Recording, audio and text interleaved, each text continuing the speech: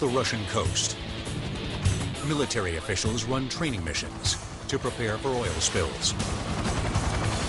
13 officers on board a Soviet-built Mil Mi-14 helicopter get ready to fly to their next maneuver. But suddenly, a mechanical failure causes the engine to lose power. And this imaginary emergency becomes terrifyingly real.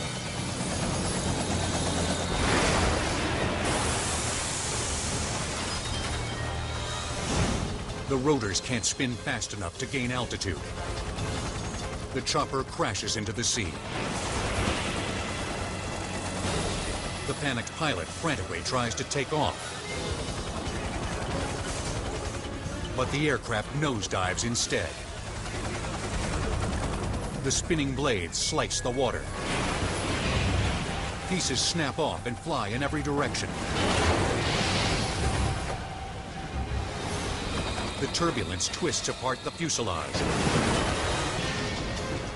And the body itself disintegrates.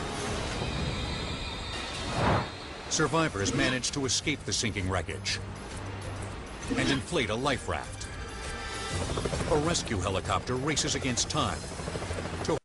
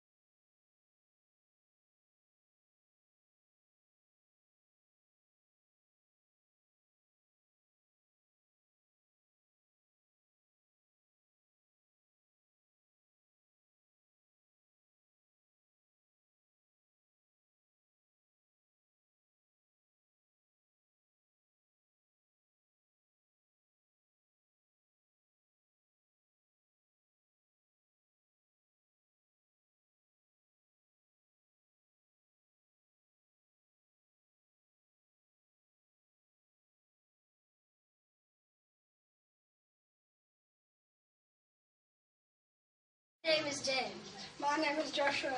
My name is Nicholas. My name is Abang. We are boys from Pridwin School and we want to learn more about helicopters. Please tell me your names. My name is Peter. And my name is Scott.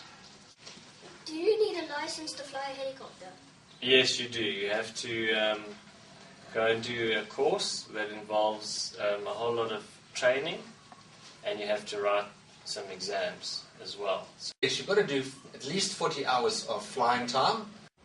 How high and how fast can the helicopter go? About what they call 17,000 feet above sea level, but generally you'll fly at about 1,000 feet above the ground. Okay. How fast do the blades spin?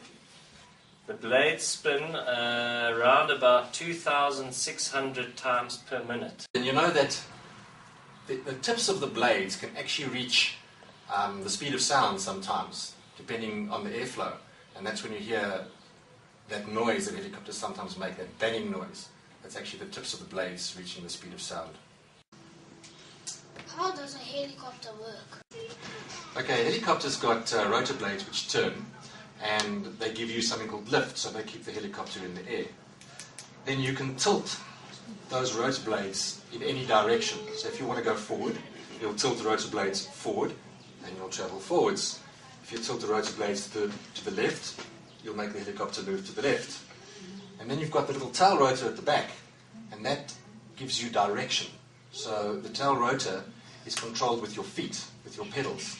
And if you push the left pedal, it will turn the helicopter to the left. And if you push the right pedal, it will turn the helicopter to the right. So it's balancing those two together with a lift to give you direction. With a helicopter, the helicopter is effectively creating its own airflow over the rotor, which is causing the lift. Is the engine like a car engine? It depends. If you're flying you get two types of helicopters. You get what are called piston type helicopters, and those operate in exactly the same way as a car. Or you get turbine engines, which are just burning fuel, and with the burning of the fuel, the rotor's turning. Is useful, and what jobs do they do?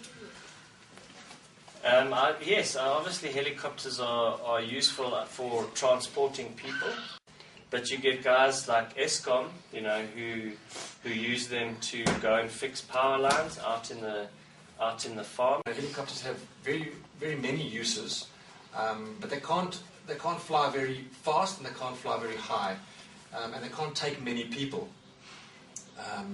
So they use them as air taxis around the cities. They use them for game capture, so they can fly around and see where the animals are and herd them, push them towards a certain place where they want the animals. And then, of course, they also use them in America. They use them a lot in the forests for logging purposes. What fuel does it use and how environmentally friendly is it relative to, say, a car? Okay, so the piston engine helicopters that I was referring to earlier use the same fuel as a car. It's just the grade of fuel is slightly different. And then the turbine engines actually just they use paraffin, but inside the paraffin they've put an antifreeze in there. So I'd say that the piston engine helicopters are probably not very environmentally friendly. I'd imagine on the turbines it's less so.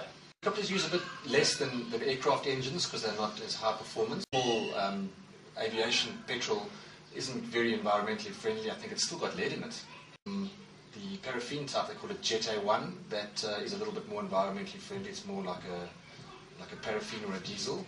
But there are now biofuels becoming available for aircraft slowly but surely. So with a bit of luck, there'll be better environmental fuels available soon to the aircraft industry. Tell us of an unusual experience you have had while flying helicopters. The most unusual I've had was flying in the Drakensberg. I was actually flying with an instructor at the time, and we did all kinds of really exciting things. We landed on top of very small outcrops. We landed in valleys next to rivers. We flew through valleys and rivers. So luckily I had an experienced pilot with me who knew how to do that, but it was really, really interesting. I've had the interesting experience that I've had in flying helicopters has actually been flying at night, where it's very different to flying during the day. And I didn't have an instrument rating, so it had to be normal visual flight rules, as they call it. And I was flying in America over some forests. I was very lucky. It was a really clear night with a bright moon, and it was an amazing experience because to be up there at night and see all the lights down at the bottom and then flying into the little airports with the lights was really, really nice.